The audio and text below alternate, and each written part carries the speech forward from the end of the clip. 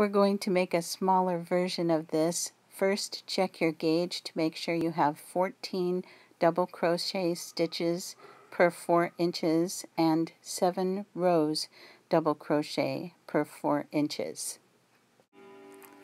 This is designed to be a pillow top.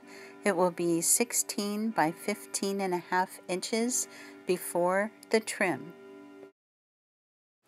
We're going to need 60 stitches across, so make your chain for 61, and then in the second chain from the end, start your double crochet back and make 4 rows of double crochet in the green.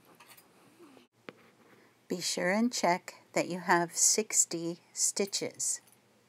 I finished my first row, and in case you haven't seen my video on how to turn, I go ahead and turn my work. Let me gather this up. And then in the very first double crochet, I go in, make a single crochet, do a chain, and then I go on and do my next double crochet in the next stitch. And this makes for a real nice way to turn. It's close, there's no gaps, and it just is an easier way. You can always tell where you're supposed to put the ending stitch when you come back the other way. So good luck, keep working on your rows. Now that you've completed 4 rows of green, we'll move on. Okay, starting with row number 5, you're going to make 14 green stitches. Use 1 ball for this green. You're going to make 8 black stitches. Use 1 ball for these stitches. You're going to make 16 green stitches. Use a second ball for these stitches. You're going to make 8 black stitches. Use a second ball of black for these stitches. And your third ball of green, you'll make 14 green stitches. Rows number 6 through 8 will be a repeat of row number 5. Alright, on row number 5, we've made 14 green stitches, and we're going to pull the black through the last 2 loops of stitch number 14. This is how it'll look after you pull it through, and then make your first stitch. This stitch will be black. Work 8 stitches in black. In the last stitch, the last 2 loops, you'll pull through a green to start your 16 green stitches. At the end of your 16 green stitches, use a new ball of black and make 8 black stitches at the end of the 8th stitch. Before you do the last 2 loops, pull through the green again. Finish off with 14 green stitches. This is what row number 5 will look like when you've completed it. Rows 6, 7, and 8 will be a repeat of row number 5.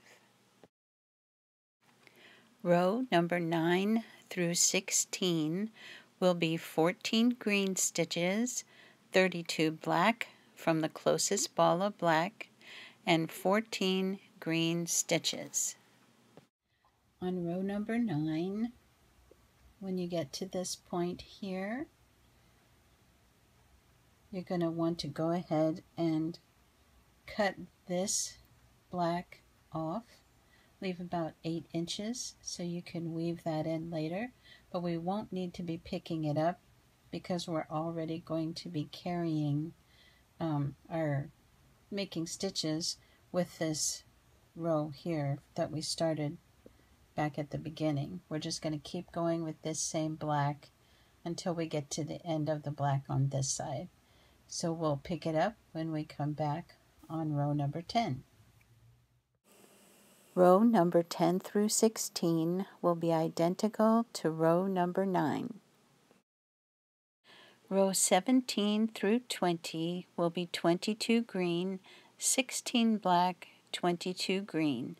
You have the option to drop and restart your colors or carry your colors behind. Check out YouTube for carrying colors behind another color.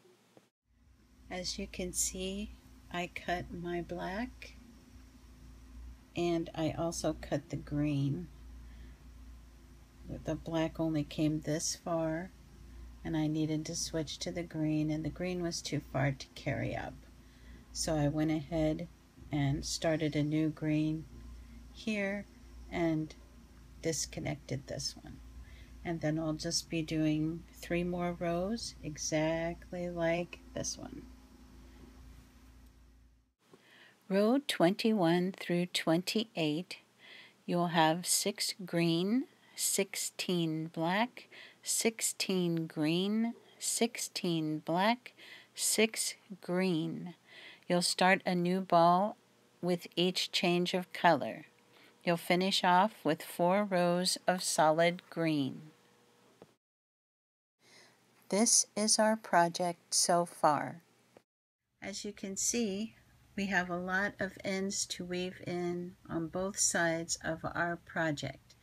I will be taking the last green that I used that is still attached and making a single crochet trim around the entire project. Feel free to use whatever trim you like. This is the finished product before the single crochet trim. And here it is with the single crochet trim on all sides.